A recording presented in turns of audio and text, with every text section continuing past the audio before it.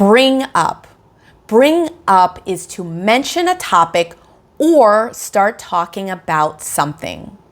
Bring up is used when someone introduces a topic into a conversation.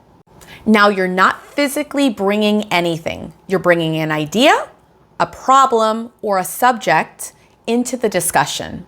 And you will hear it a lot in meetings. For example, you might hear, "She brought up a great point." Or in family talks. Don't bring that up in front of the kids. Maybe there's a conversation that you want to have, but you don't want your children to listen to. Or maybe in friendly chats. "He brought up something interesting in the conversation yesterday." It can be neutral. "He brought up the budget." It can be positive. "I'm glad you brought that up." It can also be negative. "Please don't bring that up again." It's very useful for talking about difficult topics, important issues, or anything new in a conversation. Imagine yesterday there was a meeting at work and a colleague asked a question that no one had thought of. You could say, "She brought up an important question during the meeting." Or maybe you're going through a real personal issue right now and a friend asked you about the issue. You could say, "I don't want to bring up that topic right now."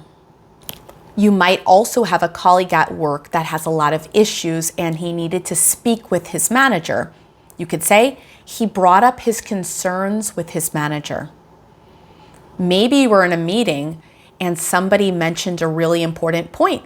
You could say, "Thank you for bringing that up. It's really important." Or maybe you had a big problem last year and you're speaking with a friend and your friend mentioned that problem. You could say, "Why did you bring up what happened last year?" Now repeat after me. Bring up. Bring up. Bring up. And in the past we would say, brought up.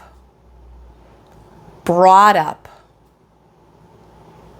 Brought up. She brought up a good point.